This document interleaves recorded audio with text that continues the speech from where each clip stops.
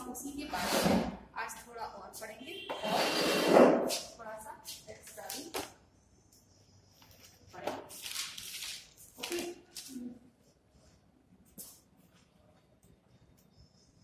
जो हम पढ़ रहे हैं अभी वो, अगर हमने इलेक्ट्रोमैग्नेटिक वेव्स पढ़ी ये क्यों होती है, या हम वेव का की प्रॉपर्टीज पढ़ रहे हैं, या हम पार्टिकल नेचर पढ़ रहे हैं, ये सारी चीजें हम इसीलिए पढ़ रहे हैं क्योंकि इसके रदरफोर्ड मॉडल के बाद जो भी डेवलपमेंट हुए हैं उसके आगे जब बोहर मॉडल प्रपोज किया गया तो बोहर मॉडल में उन सारे कॉन्सेप्ट्स को आना जरूरी है जो कि अपडेट्स हैं, रिलेटेड हैं उससे, और बोहर ने और कौन कौन सी चीजें उसमें ऐड करी हैं एटॉमिक स्ट्रक्चर को प्रपोज करने के लिए, तो वो हमें पढ़ना आवश्यक है।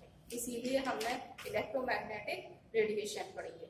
Okay, so next is development leading to the Bohr model of atom. Okay, there are so many theories here. We are defining four theories: classical mechanics or relativistic mechanics, quantum mechanics and quantum field theory. अब ये देखो कि ये चार theory है, ये कब कब हम अप्लाई कर सकते हैं। We know that in the environment waves also there and particle भी वहां पर है, ठीक है। तो कब कौन सी चीज अप्लाई होगी वो हम देखें। अगर कोई बॉडी है, ठीक है, अगर उसकी स्पीड लाइट की स्पीड से कम है, फार लेस देन 3 × 10⁸ मीटर पर सेकंड है, और अगर उसका जो मास है वो इतना है कि हम उसे देख सकते हैं, ठीक है, ऑब्जर्व कर सकते हैं। ये टेबल है, ये चेयर है, या जिसे हम अपनी आंखों से देख सकते हैं और फील कर सकते हैं, ऑब्जर्व कर सकते हैं। उस रेंज में अगर किसी बॉडी का मास है और उसकी अगर हमें प्रॉपर्टीज डिफाइन करनी है तो हम वो क्लासिकल मैकेनिक्स से कर सकते हैं, ठीक है।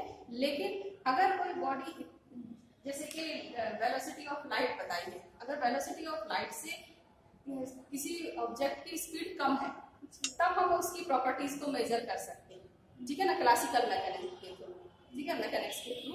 लेकिन अगर किसी की ऑब्जेक्ट की स्पीड लाइट की स्पीड के कंपैरिजन में है, कंपैरेबल है, लगभग उतनी पहुंच गई है, ठीक है, तो हम उसकी प्रॉपर्टीज को क्लासिकल मैकेनिक्स से डिफाइन नहीं कर सकते हैं। उसके लिए हमें दूसरी थ्योरी अप्लाई करनी पड़ेगी, that is the relativistic mechanism, ठीक है ना।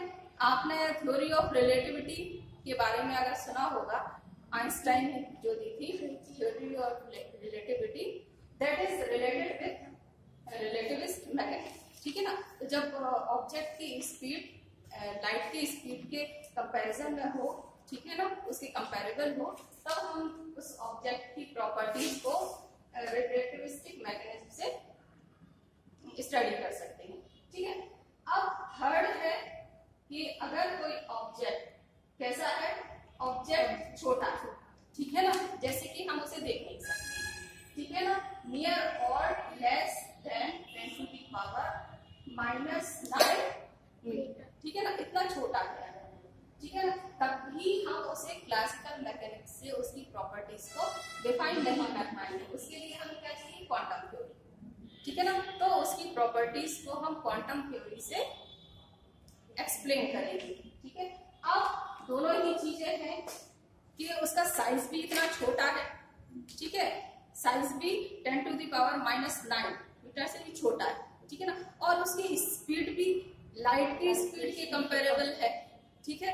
तब हम इन तीनों थ्योरी से उस ऑब्जेक्ट की प्रॉपर्टीज को डिफाइन नहीं कर पाएंगे, ठीक है ना। In that case we need other type of the theory, that is the quantum field theory, ठीक है। तो हमें उसमें क्वांटम फील्ड थ्योरी को अप्लाई करना पड़ेगा, तब हम उसमें उसकी प्रॉपर्टीज को बता सकते हैं, ठीक है। तो बोहर मॉडल को पढ़ने से पहले हमें ये देखना पड़ेगा कि जब हम इलेक्ट्रॉन को किस तरह से माने, ठीक है, हम इलेक्ट्रॉन को पार्टिकल की तरह माने या हम इलेक्ट्रॉन को वेव्स की तरह माने, ठीक है। और हम इनमें से कौन सी थ्योरी अप्लाई करें जिससे हम उसकी सारी प्रॉपर्टीज को डिफाइन कर सकते हैं, ठीक है ना। अब कौन कौन सी प्रॉपर्टीज हैं जो कि पहले वाले मॉडल रदरफोर्ड मॉडल नहीं एक्सप्लेन कर पा रहे थे।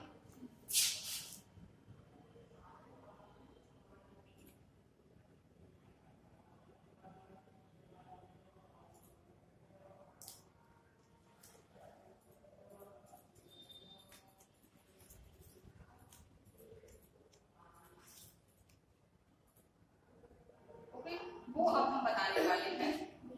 Black body radiation, photo electric effect और एटॉमिक स्पेक्ट्रा, इन चीजों को हम पहले वाले जो एटॉमिक मॉडल है उससे एक्सप्लेन नहीं कर पा रहे थे। Let's begin.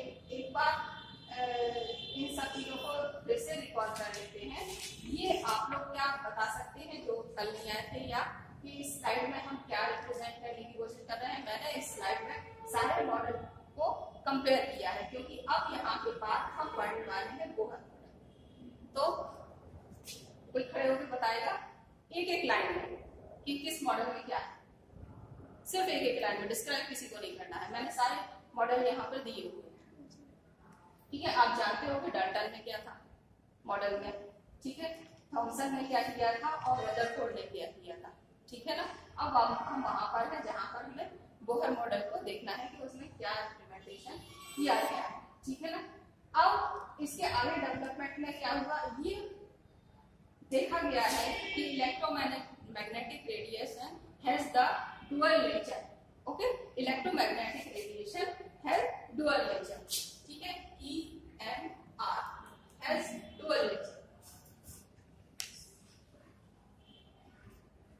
What do you mean by dual nature? Means any object is has the dual property. It means electromagnetic has the properties of particle.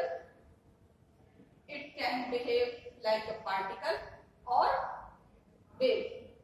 So it will have the property of particle as well as the wave. Okay.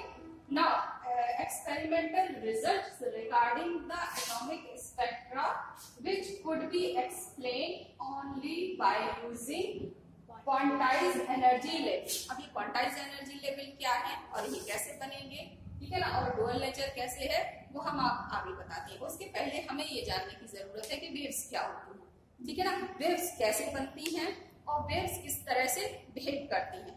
Because ultimately we are going to study the electron as a wave as well as a particle. Okay, so first we must know the nature of the wave. ये कल हमने बता दिया था कि max Planck हैं, इन्होंने इनका इंटरेस्ट कहाँ पे था, इनका इंटरेस्ट इलेक्ट्रिसिटी एंड मैग्नेटिज्म को स्टडी करने में था। उसी के स्टडी के थ्रू इन्होंने इलेक्ट्रोमैग्नेटिक रेडिएशन को स्टडी किया और ये बताया कि इफ एनी चार्ज पार्टिकल, ठीक है, अगर कोई चार्ज पार्टिकल है और वो ऑसिलेट कर रहा है या फिर उसमें एक्सीलरेशन हो रहा है, ठीक है, तो उसमें एक तरह का वेव जनरेट होगी जो कि कहलाती है इलेक्ट्रोमैग्नेटिक वेव, ठीक है ना। First wave, what is wave? Wave create a disturbance in a system, ठीक। अगर किसी सिस्टम में हम डिस्टरबेंस क्रिएट कर रहे हैं तो कुछ रिपल्स जनरेट होंगे, ठीक है ना, कुछ तरह की डिस्टरबेंस जनरेट होगी जो कि एनर्जी को एक पॉइंट से दूसरे पॉइंट तक ले जाती है। That phenomena is called wave. Suppose, ठीक है, ये तालाब है, ये सब आपको जानते हैं, ठीक है ना, इसमें हमने कोई स्टोन फेंका, ठीक है ना, तो that stone creating the disturbance in this body, okay, और वो डिस्टरबेंस कैसी होगी? वेव के फॉर्म में होगी, ठीक है ना, जो कि आगे इस तरह से रिपल्स के फॉर्म में बढ़ती जाती है, ठीक है ना, and this ripples transferring the energy from one point to the other point, ठीक है। तो जैसा कि मैंने डेफिनेशन में लिखा है, a wave can be described as a disturbance that travel through a medium. A wave need a medium, not always, but some type of wave need a medium to travel. Okay, a medium or space transferring energy from one location to another location. ठीक है, इस तरह से अगर हम इसका example नहीं लेते हैं, हम रोप ले लें, 2 पॉइंट से उसको बांध देते हैं, ठीक है ना, और उसको हम डिस्टर्ब कर देते हैं, ठीक है ना, तब क्या होगा, उसमें वाइब्रेशंस होने लगेगी, ठीक है ना, वेव फ्लो करने लगेगी, जो कि एनर्जी को हमने यहाँ से डिस्टर्बेंस क्रिएट की, तो एनर्जी कहाँ से, यहाँ से स्टार्ट हुई और वो ट्रेवल कर रही है, ठीक है ना, उस रोप के थ्रू, ठीक है। तो वेव्स क्या होती है, waves is the disturbance created in the system that transfer energy from one location to the other location. Okay, so there are 2 types of the waves, mainly mechanical waves and non-mechanical waves. Okay, so the mechanical waves require a medium to propagate. Okay, in waves को propagate होने के लिए, आगे बढ़ने के लिए किसी medium की जरूरत होती है, ठीक है। जैसे कि हम साउंड पे हम बात कर रहे हैं, ठीक है, तो यहाँ से लेके वहां तक कब सुनाई देगा, जब बीच में मीडियम होगा। अगर मीडियम नहीं होगा तो कोई आवाज सुनाई नहीं देगी कि हम क्या बात कर रहे हैं। Okay, this type of the wave is mechanical wave. Other type of the wave is non mechanical wave. They do not require any medium to propagate, like the EMR. Okay, EMR is electromagnetic radiation or electromagnetic waves. They don't need any type of medium to propagate. जैसे कि कल हमने बताया था कि electromagnetic radiation का बहुत अच्छा एग्जाम्पल है sun rays. That are the best example of the electromagnetic radiation. Okay, they travel from the space to the earth without any medium. Okay, उन्हें कोई मीडियम की जरूरत नहीं होती है. जब वो एनवायरमेंट में आती है, हमारे एनवायरमेंट में आती है, तब वो किसी मीडियम में एंटर करती है. अदरवाइज स्पेस से जब वो आ रही है तो कोई मीडियम नहीं है, वहां से वो बिना मीडियम के ट्रेवल करके आ सकती है. So that is the example of the non mechanical waves. Okay, electromagnetic radiation का प्रोपगेशन कैसे होता है ये हमने कल आपको बताया था, लेकिन हम एनिमेशन के थ्रू आपको थोड़ा और दिखाना चाह रहे हैं ताकि आपको समझ में आ जाए कि जब इलेक्ट्रोमैग्नेटिक वेव कैसे जनरेट होती है और वो कैसे प्रोपगेट करती है.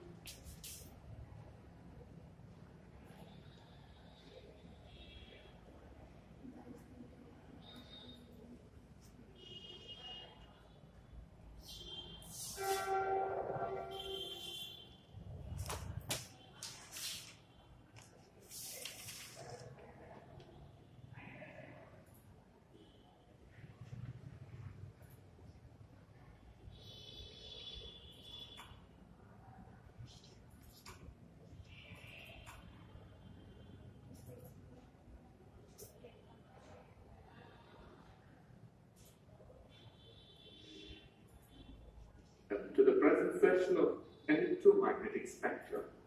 पहले तो ये यहाँ पे अगर हम इलेक्ट्रोमैग्नेटिक वेव में क्या कह रहे हैं कि जब इलेक्ट्रिक फील्ड और मैग्नेटिक फील्ड दोनों एक दूसरे के परपेंडिकुलर हैं, जिस तरह से ये है, ठीक है ना, एक्सिस वाई एक्सिस और जेड एक्सिस, ठीक है ना. अभी हमें नहीं पता है इलेक्ट्रिक वेव और मैग्नेटिक वेव कौन कौन से प्लेन में है, ठीक है ना. मान लीजिए ये इलेक्ट्रिक वेव है, ठीक है, और ये मैग्नेटिक वेव है, ठीक है.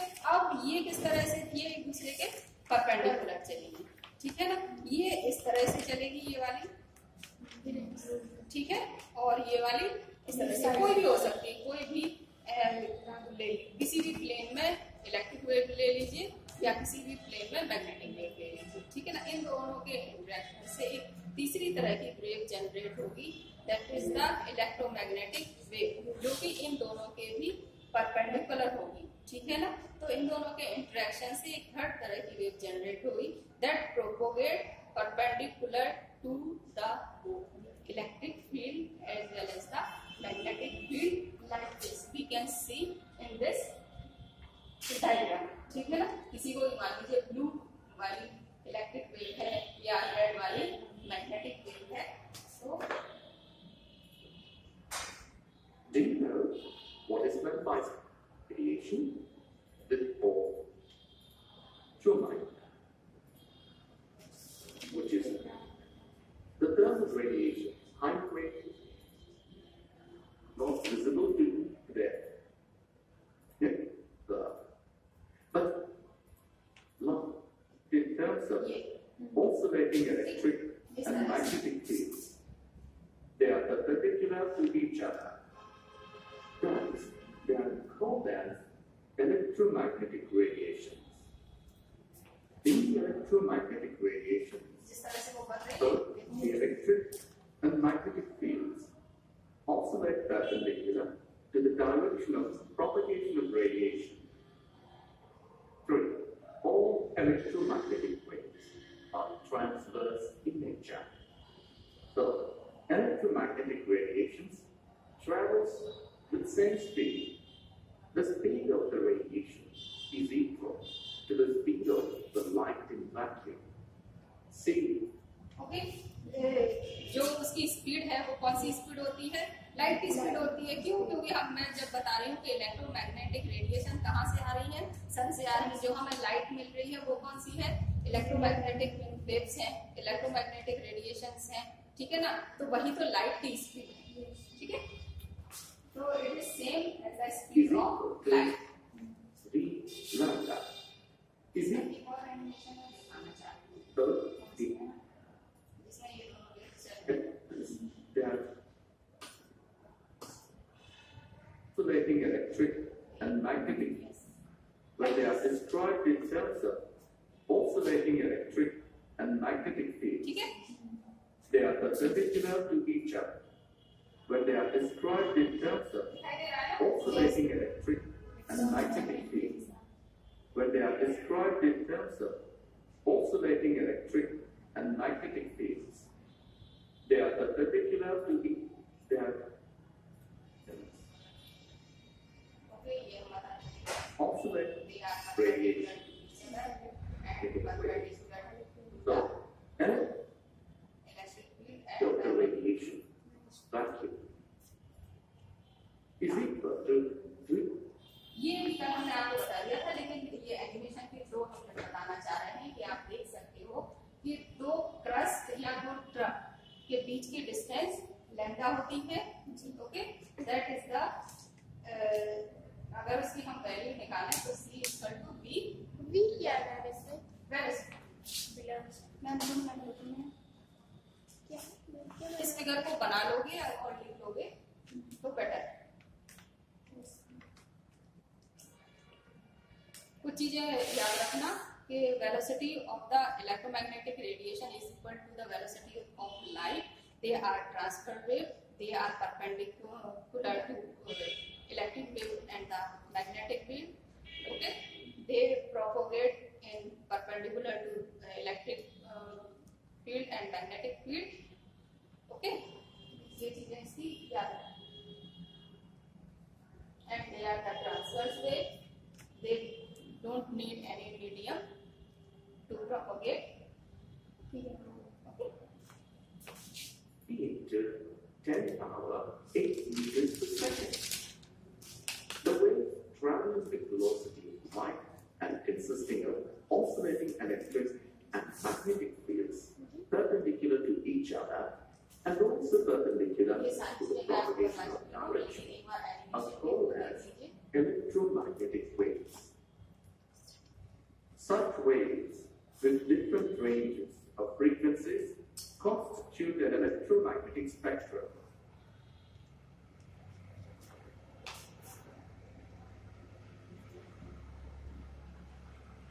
ओके, ये आप क्या ये जनरेट करते हैं? ये जो कल मैंने बनाया था दैट जनरेट इलेक्ट्रोमैग्नेटिक स्पेक्ट्रा। अब जितने भी तरह के रेडिएशंस हैं जो हम देखते हैं, यूवी देखते हैं, आईआर देखते हैं, रेडियो वेव देखते हैं, एक्स रेज, गामा रेज, ये हमें कहाँ से मिल रही है? ये कहाँ से रही है? सारी सनलाइट से ही आ रही है ना। और जो इलेक्ट्रोमैग्नेटिक वेव्स हैं, इलेक्ट्रोमैग्नेटिक रेडिएशन है। So, electromagnetic radiation is the bunch of all type of radiation.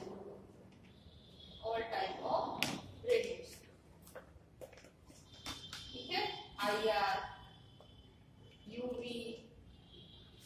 और अल्ट्रावायलेट मीन्स अल्ट्रावायलेट, माइक्रोवेव, ठीक है, एक्सरे, गामा रेज, सारी तरह की रेडिएशंस का एक वर्ग। ओके,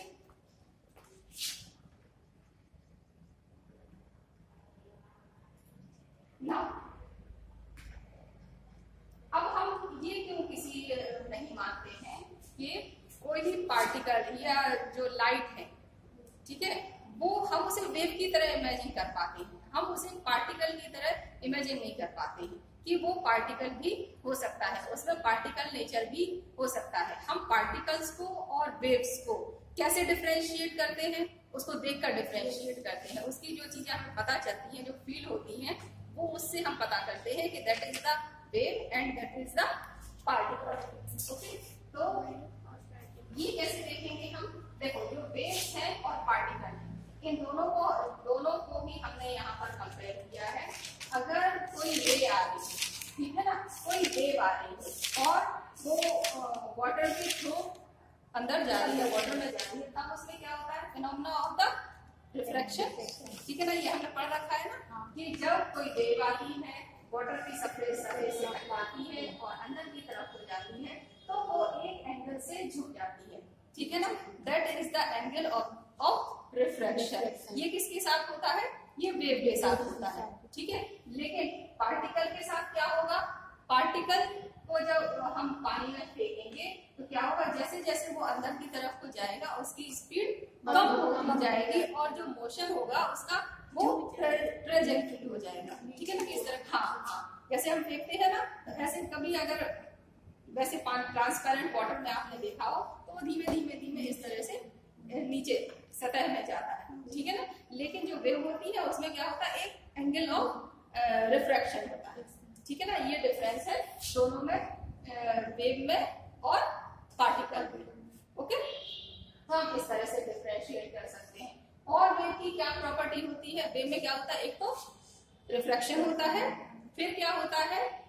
इंटरफेरेंस एंड डिफ्रैक्शन, ठीक है। ये अब next characteristics of waves is interference and the diffraction. ये किस तरह से है?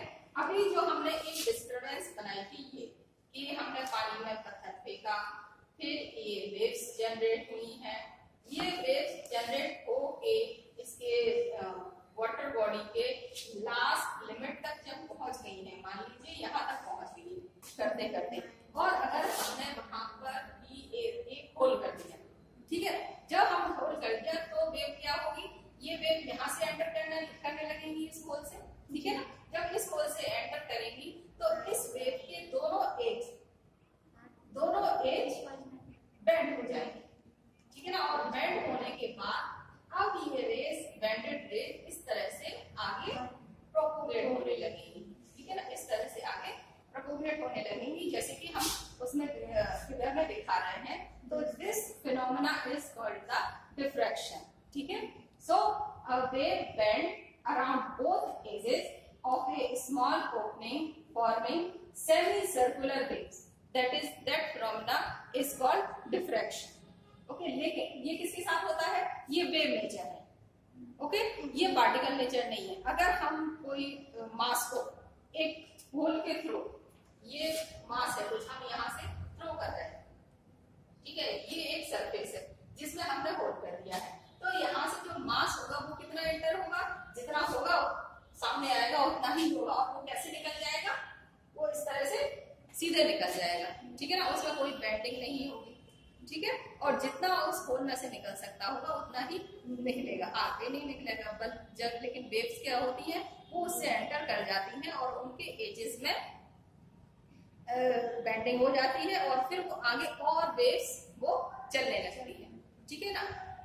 ऐसे कह सकते हैं कि आप लोगों ने वो देखा है, अगर इमेजिन करो कि ऐसा मटेरियल जो कहीं से भी एंटर कर जाता है, कहीं से भी चला जाता है।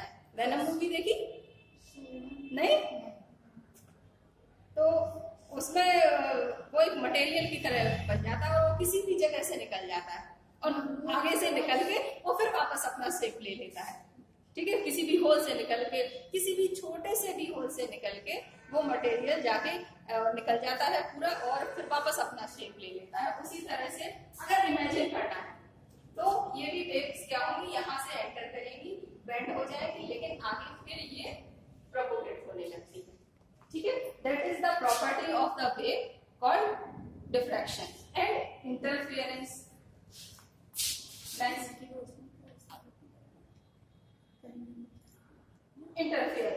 इंटरफेरेंस क्या है, ये तो डिफ्रैक्शन हो गया, ये वेव्स ऐसे निकल रही हैं। ठीक है, अब अगर हमने इसमें एक होल किया, ठीक है, अगर हम इसी में 2 होल कर दें, हमें 2 वेव्स को ऐड कराना है या सब्ट्रैक्ट कराना है। ठीक है, अब क्या होगा, एक होल ये हो गया और दूसरा होल ये हो गया। ठीक है, अब यहां से भी वेव जनरेट होगी, ये होती जाएगी और क्या होगी, यहां से भी जनरेट होती जाएगी। ठीक है,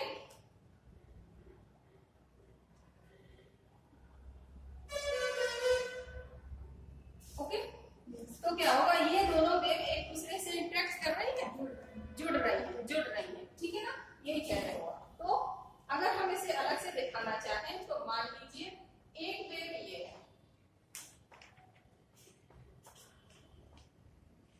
ठीक है, और एक दूसरी वेव ये है।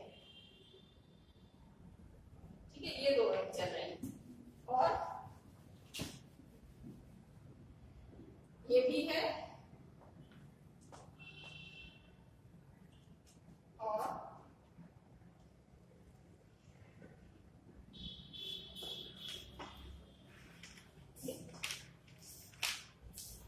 तो अगर 2 वेव साइमल्टेनियसली ट्रेवल कर रही हैं तो वो दोनों वेव ऐड हो सकती हैं और सब्सट्रैक्ट भी हो सकती हैं। ठीक है, अगर उनका ट्रफ से मैच होता है और प्लस से मैच होता है, ठीक है ना, मैक्सिमा और मिनिमा, ये मैक्सिमा ऊपर है इसका मिनिमम नीचे है, इसका ऊपर है और इसका नीचे। ठीक है, तो ये जाके क्या हो जाएंगी, ऐड हो जाएंगी। ठीक है, लेकिन अगर दोनों के मिनिमा और मैक्सिमा अपोजिट है, ठीक है ना, इसका मैक्सिमा ऊपर की तरफ को जा रहा है और ये मैक्सिमा नीचे की तरफ को जा रहा है। ठीक है ना, और ये क्या नीचे की तरफ को जा रहा है और ये ऊपर की तरफ को जा रहा है। ठीक है ना, तो ये क्या हो जाएगी, सब्सट्रैक्ट। दिस फिनोमेना एडिशन और सब्सट्रैक्शन इज कॉल्ड इंटरफेरेंस। ठीक है ना, अब इस इंटरफेरेंस में जब वो वेव ऐड होगी तो मींस फाइनल जो वेव होगी उसकी इंटेंसिटी इन सबसे ज्यादा होगी। ठीक है ना, उसका एम्पलीट्यूड ज्यादा होगा। ठीक है ना, क्यों, क्योंकि दोनों ऐड हो रहे हैं और इसमें क्या होगा, इनमें दोनों का एम्पलीट्यूड सब्सट्रैक्ट होगा। तो आगे की बनने वाली wave can be a line in form of line. ठीक है, इस तरह से होता है कि अगर दोनों के मिनिमम मैच किए, ठीक है, तो वो ऐड हो जाएंगी। अगर अपोजिट में रहे तो सब्सट्रैक्ट हो जाएंगी। ऐड होने से जो रिजल्टिंग वेव है उसका मैग्नीट्यूड बढ़ जाए, उसका एम्पलीट्यूड बढ़ जाएगा।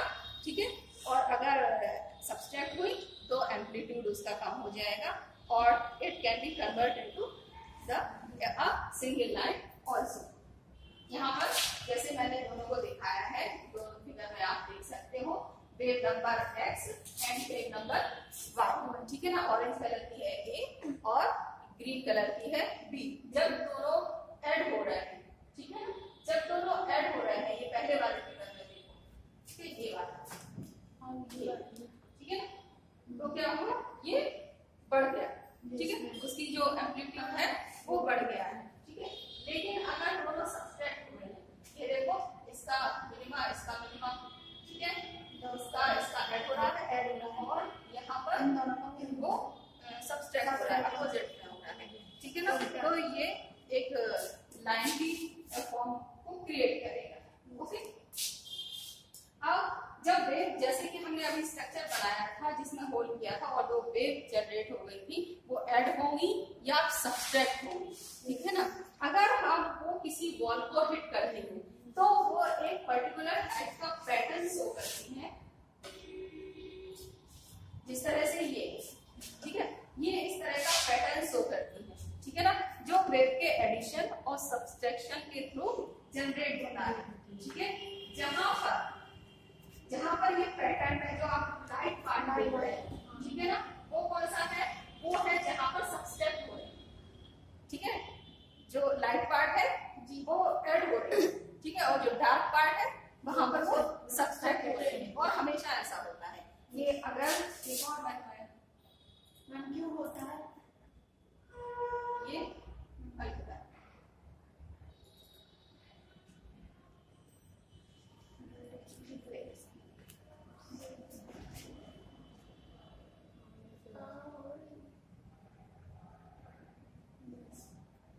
ठीक है। अब क्या करेंगे, जब इसको हम ये कंटिन्यूअसली ये चलता रहता है प्रोसेस, तो अगर हम किसी वो क्या है एक बीच में लाइक वाटर बॉडी है, ठीक है ना, तो फाइनली वो जाकर बाउंड्री को हिट कर रहे हैं। जब एक है एक को क्रॉस करके वहां पर हिट होके एक पैटर्न बना रहे हैं, और वो पैटर्न किस जगह पे बनेगा, जहां पर उसकी इंटेंसिटी सबसे ज्यादा होगी, ठीक है ना, वेव की इंटेंसिटी जहां सबसे ज्यादा होगी वहां जाके वो हिट करेगा, हाँ, ठीक है।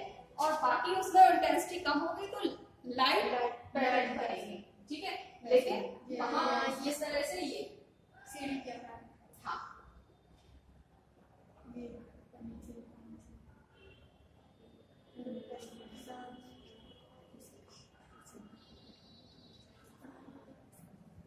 अब क्या है, ये इंटेंसिटी जो भी रहती हो उस समय पर वो उसकी इंटेंसिटी ज्यादा रहेगी, ठीक है। अब क्या हुआ, इसमें से और वेव जनरेट होने लगी, जैसे मैंने होल बनाया था, 2 होल बनाए थे, वैसे ही मान लीजिए कि अगर उसमें और होल करते हम तो उसके नंबर ऑफ वेव्स बढ़ जाएंगे, फिर वो जब वेव्स बढ़ जाएंगे तो वो इंटरेक्ट करेंगे एक दूसरे से, इंटरेक्ट करेंगे तो दे कैन बी सब्सट्रैक्ट और दे कैन बी ऐड।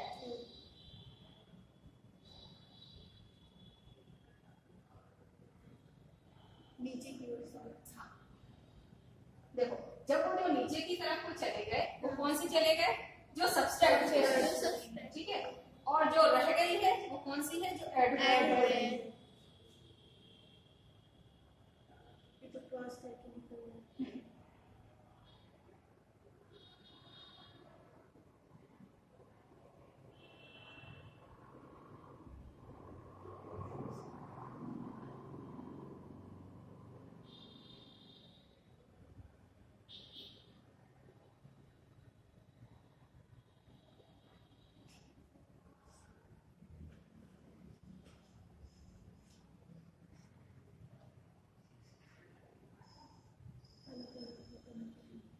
ये वाला जो पैटर्न आ रहा है बीच का, वो क्यों आ रहा है, वो सब्सट्रैक्शन से आ रहा है, ठीक है। लेकिन जो बीच वाला डार्क पैटर्न आ रहा है वो एडिशन वाला पार्ट, ठीक है, वहां पर इंटेंसिटी ज्यादा है, ठीक है। तो इस तरह से ये काफी बड़ा है, ओके। अब ये क्या हो रहा है, यही जो वेव निकल रही है उसी को वो सारी जगह पर सर्कुलेट करा के दिखा रहे हैं।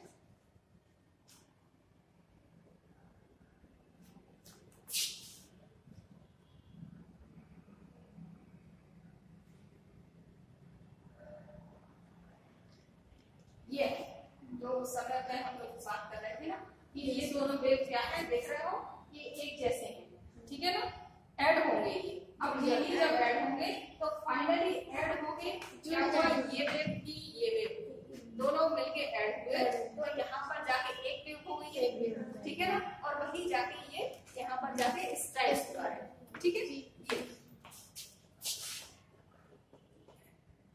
ये वीडियो आप देख सकते हो, बाद में ऑनलाइन बहुत सारे वीडियोस पड़े हुए हैं, तो आप ये देख सकते हो वहाँ पे। ये फिनोमेना वही है कि जब बहुत सारा एक होल करने के बाद और भी वेव्स जनरेट होंगी तो वो ऐड होंगी या सब्सट्रैक्ट होंगी। अगर वो किसी वॉल पर स्ट्राइक कर रही है तो वो एक पैटर्न क्रिएट करती है, ठीक है ना, जहाँ पर दोनों वेव ऐड हो रही है, that is the lighter region, और जहाँ पर सब्सट्रैक्ट होंगी दैट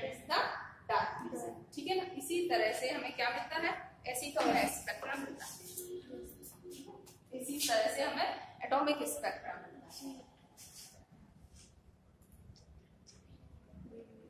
अब जो हमारी पुरानी थ्योरी थी, क्लासिकल थ्योरी, वो इसी चीज को एक्सप्लेन नहीं कर पा रही थी कि जो ये पैटर्न है, क्योंकि क्लासिकल थ्योरी में हम क्या कर रहे थे, हम जो इलेक्ट्रॉन्स है उसे पार्टिकल की तरह इमेजिन कर रहे थे, जबकि वो वेव की तरह भी बिहेव करता है, ठीक है ना, उसमें डिफ्रैक्शन होगा, ठीक है ना, उसमें इंटरफेरेंस हो रहा है, तो जो चीजें जनरेट हो रही हैं, जैसे कि इस इंटरेक्शन से जो आपने देखा, उससे एक एटॉमिक स्पेक्ट्रा जनरेट होगा जो कि वेव नेचर की वजह से हो रहा है, ठीक है, उसको पार्टिकल नेचर है उसको एक्सप्लेन नहीं कर पा रहा है। इसीलिए जो क्लासिकल मैकेनिक्स है वो इलेक्ट्रॉन की प्रॉपर्टी को एक्सप्लेन नहीं कर पा रहे थे। कौन सी नहीं कर पा रहे थे? Nature of emission of radiation from hot body, it means black body radiation phenomena जिसे कहते हैं, वो उसे एक्सप्लेन नहीं कर पा रहा था, ठीक है, वो एक्सप्लेन क्यों नहीं कर पा रहा था? That is the wave nature, ठीक है। और फोटो इलेक्ट्रिक इफेक्ट, ये क्या क्या है वो अभी हम आगे आपको बताएंगे, ठीक है।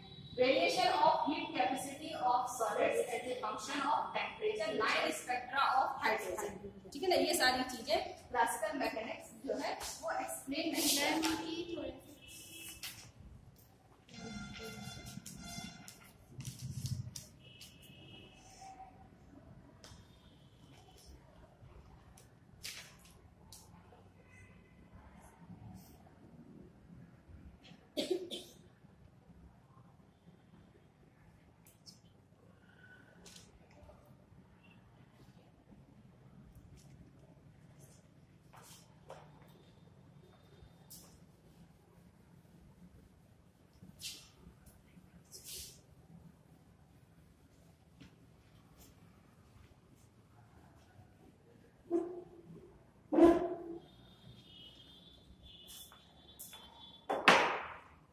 मैम हो गया।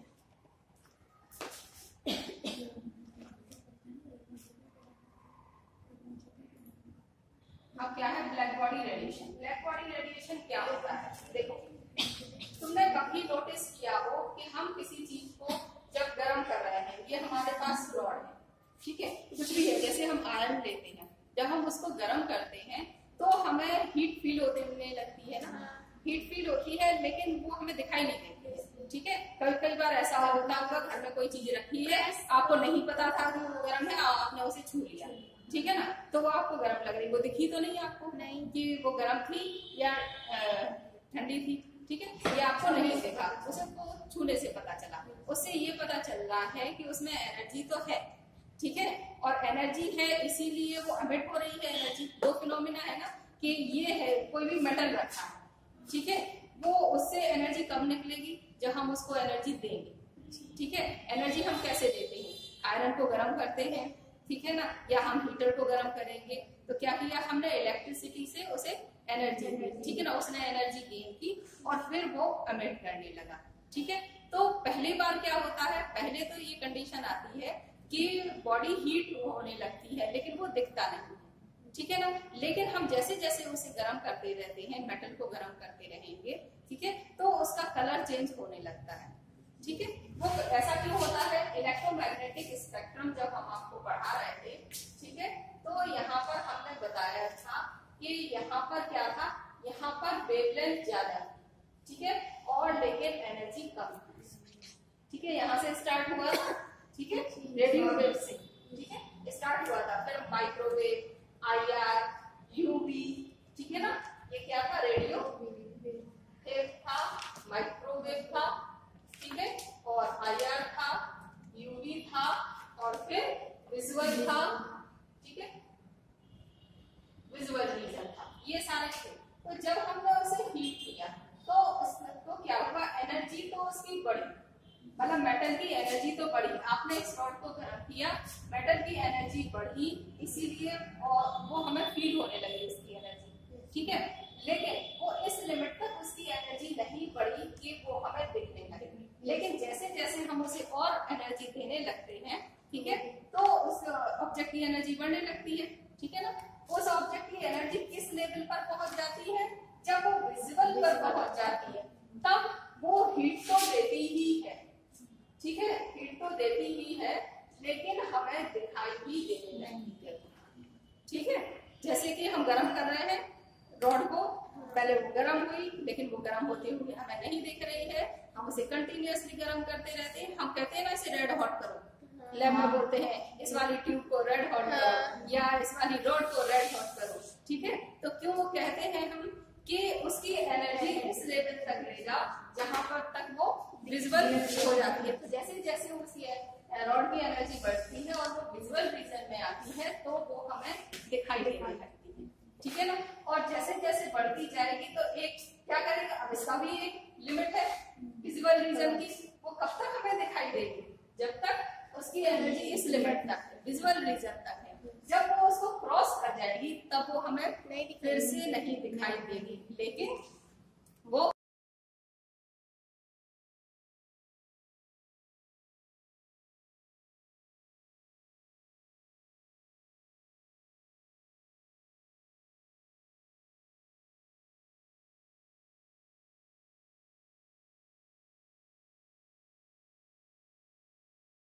करेगी, इमिट नहीं करेगी पूरा, ठीक है ना। तो ये सारे up down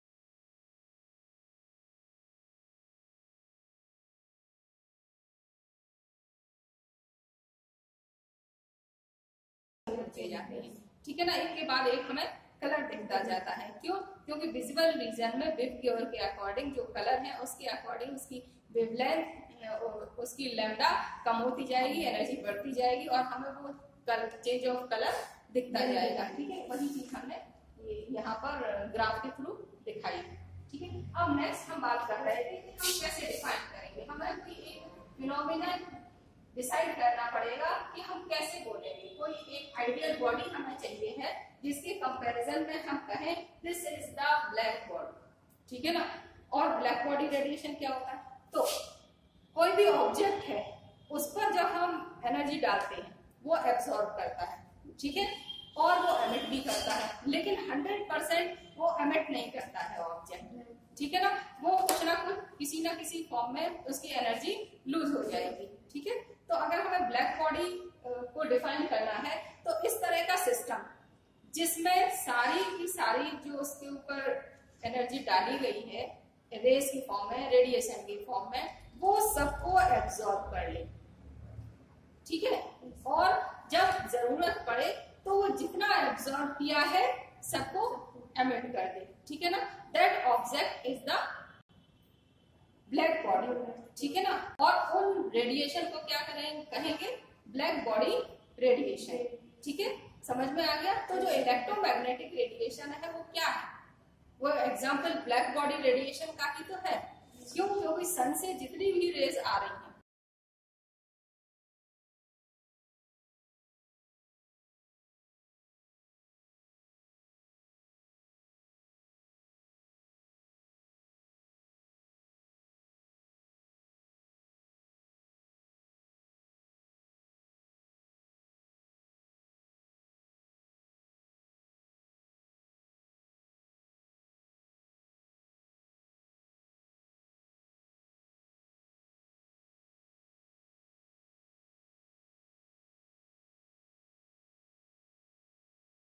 okay.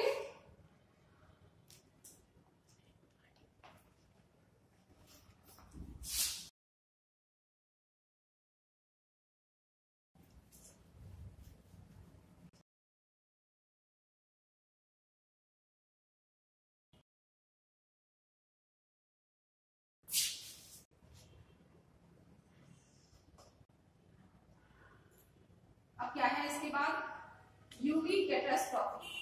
UV catastrophe क्या है? क्लासिकल मैकेनिक्स में ये कहा गया था है उसका टेम्परेचर अगर 0 केल्विन से ज्यादा है तो क्या होगा? वो सारे के सारे ऑब्जेक्ट अब एनॉर्मस एनर्जी को एमिट करेंगे, ठीक है ना। मतलब कि अगर 0 केल्विन से ज्यादा जिसको भी हम हीट करेंगे उसमें ज्यादा से ज्यादा एनर्जी निकलेगी।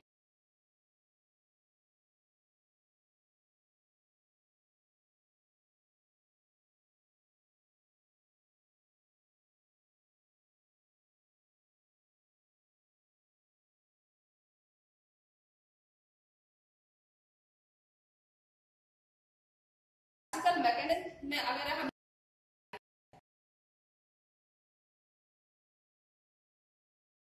मैकेनिज्म में तो हमें रिजल्ट ये मिलता है कि अगर हम 0 केल्विन डिग्री से ऊपर हम गर्म करते हैं ऑब्जेक्ट को तो उसमें हमें इनफाइनाइट अमाउंट ऐसा नहीं होता है, ठीक है, ऐसा नहीं होता है। अब क्वांटम मैकेनिक्स में क्या कहा गया है? जैसे देखो, जैसे कि अगर हम किसी ऑब्जेक्ट को 300 केल्विन पर हीट करते हैं, ठीक है, तो क्या होगा? उसकी इंटेंसिटी बढ़ेगी। मतलब हमने गर्म किया तो हमने अभी बताया कि एनर्जी बढ़ी, वो अपने इलेक्ट्रोमैग्नेटिक रेडिएशन के उसमें अपने फ्रीजर में गई, ठीक है। तो जो इंटेंसिटी होगी वो कैसे बढ़ेगी? ये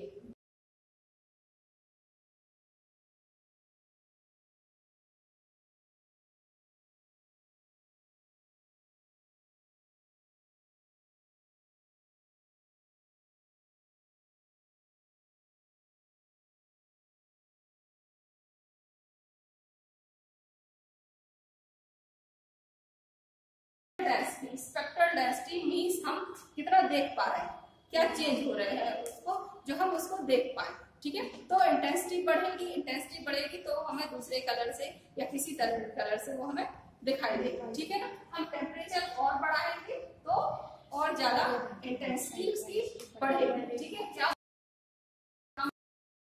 यहाँ पर कम हुआ, फिर बढ़ गया, लेकिन फिर ये कम होगा, फिर इंटेंसिटी बढ़ी और फिर ये कम हुई, ठीक है ना। और फिर फिर ये और ये नीचे से इंटेंसिटी वाला ये वाला ऊपर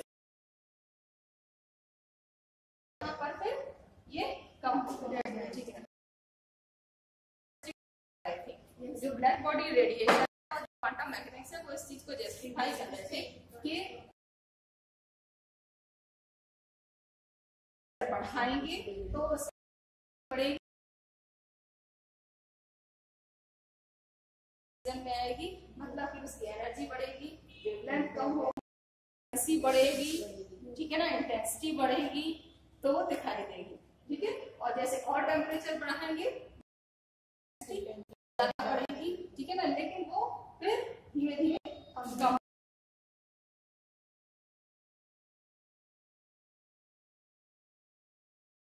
इन सारी चीज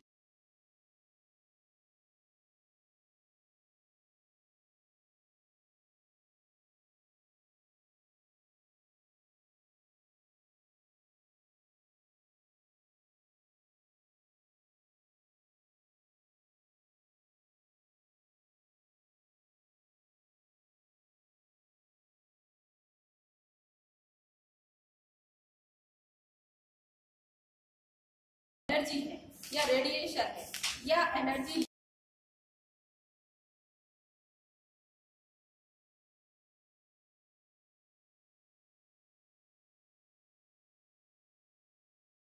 मान रहे हैं, ठीक है। जैसे कि अगर हम एनर्जी को क्या कह रहे हैं, ये एनर्जी हमारी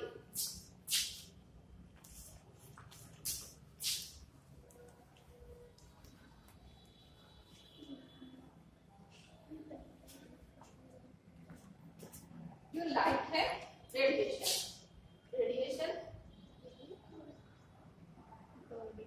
और light, it has wave nature and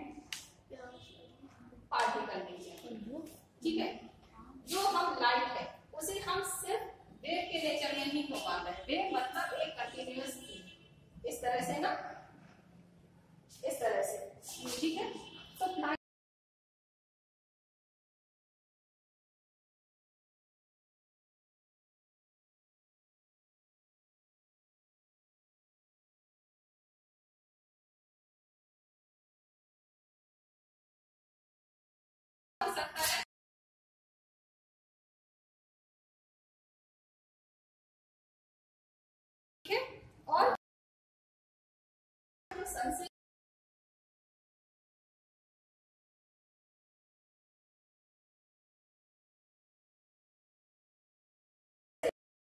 packets में आ रहे हैं, ठीक है। इन पैकेट्स को उन्होंने क्या कहा था, क्वांटा,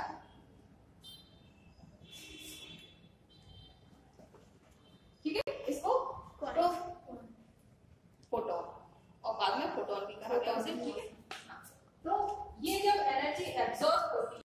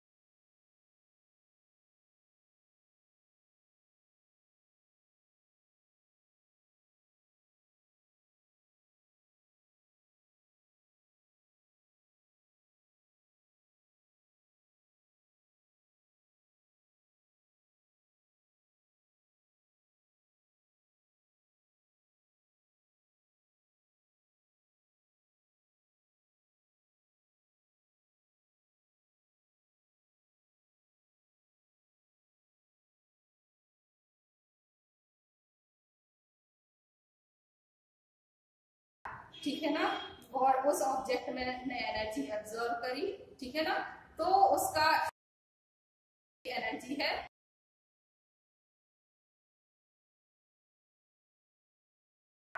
ये जो ये लेवल यहाँ पर था वो फिर अपने तीसरे लेवल में चला गया। ऐसा नहीं हुआ कि यहाँ से एनर्जी ये यहाँ से आएगी जब वो चढ़ेगा, ठीक है ना। स्टेप ऊपर जाना है तो हमें उतना स्टेप आगे बढ़ पाए।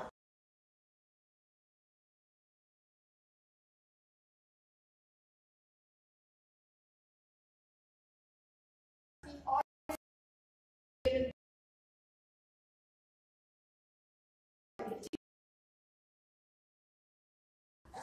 ठीक है, वो चंक्स की फॉर्म में आ रही है, उस चंक्स की जो इतनी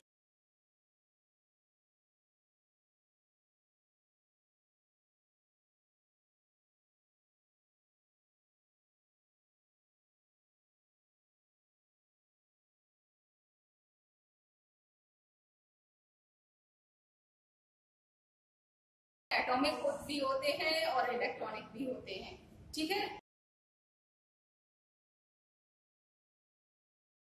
तो इसकी रेडिएशन की और इस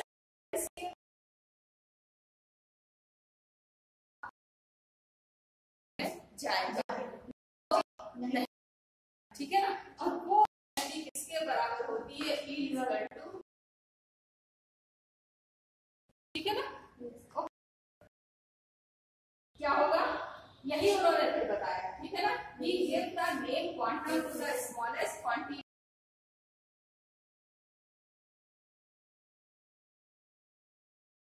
form of electron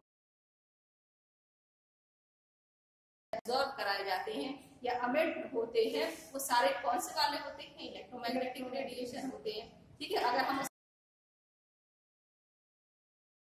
हो सकते हैं गामा रेज, एक्स रेज, कुछ भी हो सकते हैं, लेकिन वो सारे किसमें आते हैं, ठीक है। तो जो भी एब्जॉर्प्शन या एमिशन होगा वो इलेक्ट्रोमैग्नेटिक रेडिएशंस का होगा, ठीक है।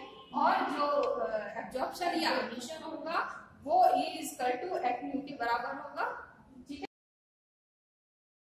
इसी तरह से प्लांट ने ये थ्योरी दी। और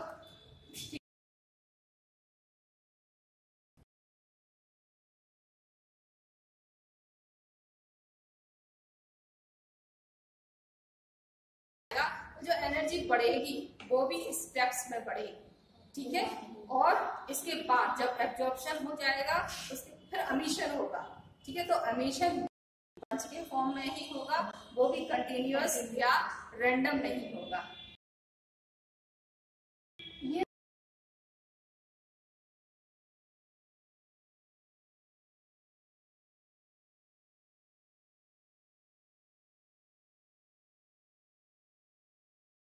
एनर्जी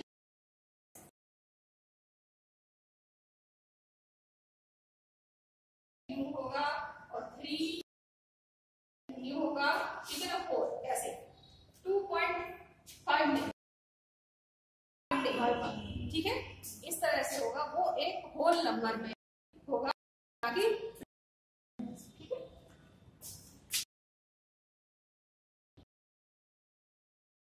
आपको पता है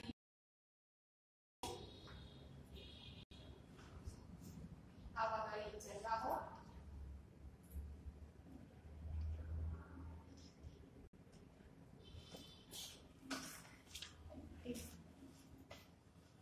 In 1900, quantum theory explains the nature of black hole radiation.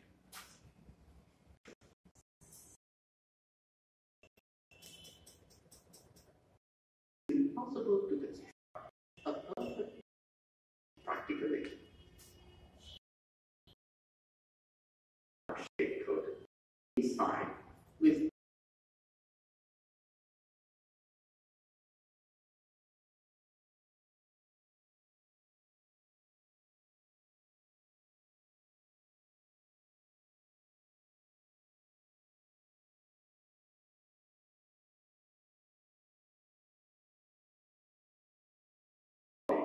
is not only a perfect absorber, but also a perfect radiator, emits radiant energy.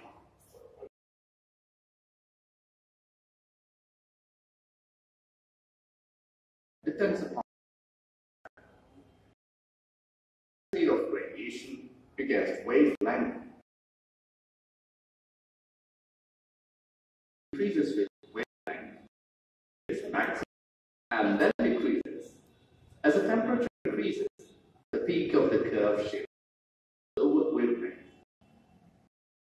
The curve should be dotted lines, postulates of Planck's quantum theory.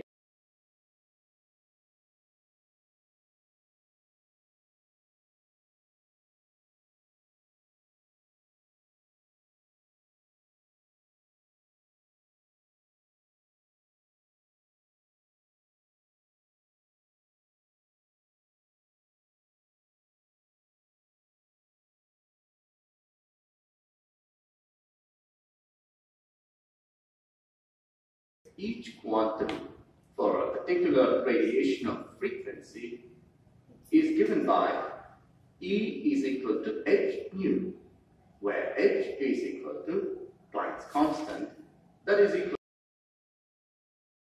into 10 to the power of -27 Hertz per second, that is equal to 6.625 into 10 to the power of -35 joules per second. That is equal to 1.58 into 10 to the power of -34 calories per second.